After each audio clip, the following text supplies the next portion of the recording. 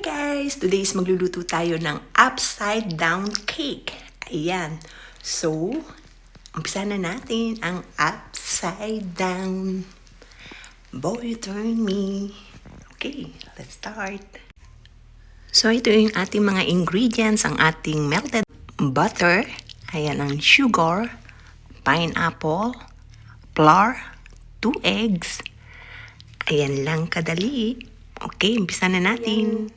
Pag-mixin na natin yung ating pang-ilalim. Ayan ang ating melted butter. Ayan ang ating sugar. Ayan, 1/2 cup ng sugar and melted butter. And then, i-whisk lang natin. Ayan, hanggang sa matunaw.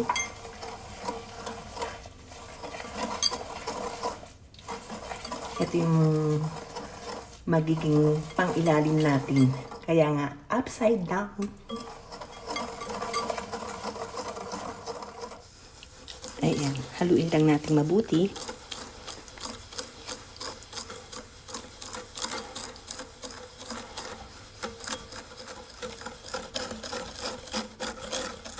So, ito yung ating gagamitin na tray and silicone para mas madali nating tanggalin yung ating ibe-bake.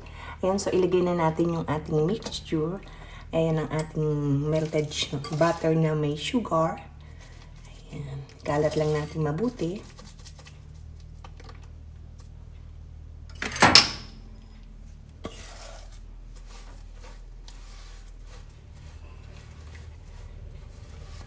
Ayan.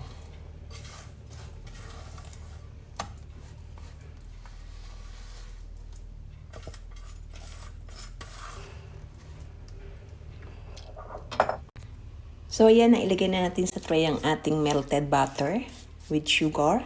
So, ilagay na natin yung ating pinaka-pineapple. So, normally is nilalagay natin is round na pineapple. So, ito yung available ko, ang chunk. So, pwede na rin to. Ayan. Fresh pineapple.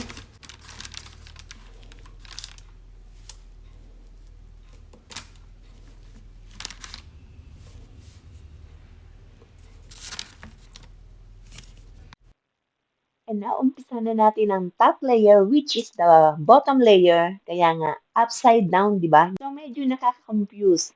So, ito na. Ating butter and sugar. Ayan.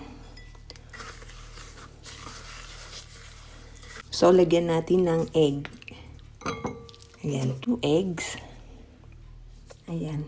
Dalawa.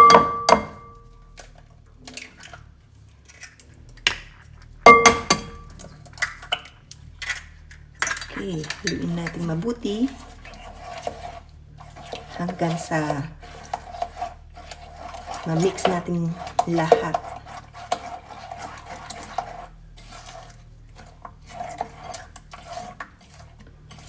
Okay, ito yung ating pinaka liquid ingredients na ilalagay sa ating dried ingredients. So, ayan. So, itabi muna natin. So, ngayon is ito, ang ating dried ingredients. Ayan, ito is 1 3/4 cups of flour. And then, lagyan natin ng 1/2 teaspoon ng salt. Ayan. Okay, and then ng ating levure o yung pampaalsa. Ayan.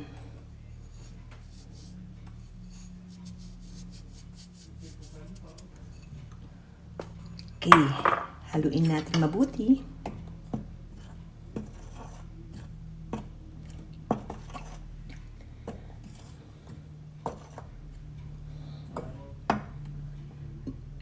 And now, ilagay natin yung ating liquid ingredients.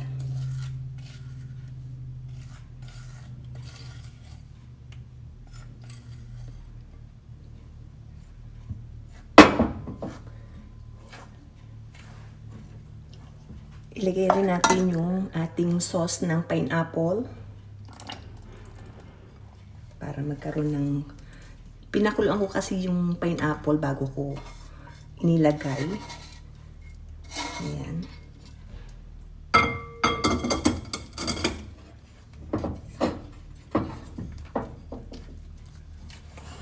Yan ang ating sikreto ng masarap na upside down.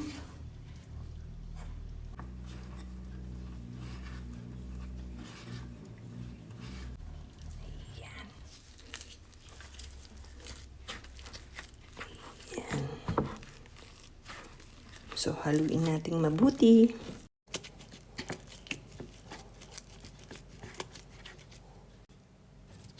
So, ayan. So, ayan na yung ating mixture. So, ilagay na natin yung ating flour. Kalat lang natin mabuti.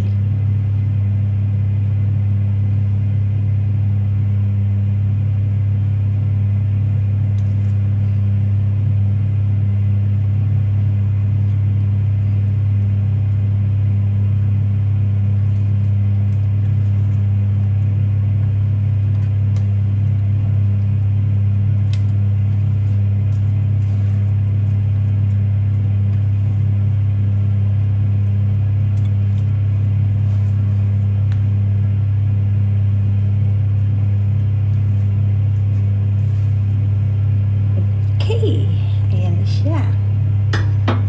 So, i-bake na natin. So, ayan na, ready nang i-bake. Ayan, for 375. Ayan, wait natin for 30 minutes. So, I think luto na yung ating upside down. Ayan na. So, ayan, ready na ang ating upside down. Okay, baliktarin na natin. Ayan. So, baliktarin na natin. Opla.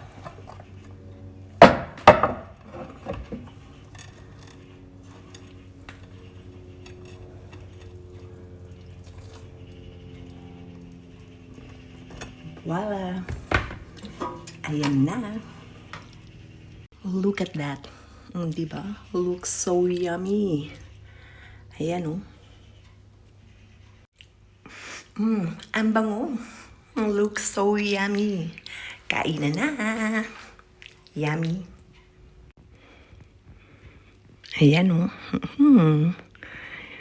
Yummy, yummy.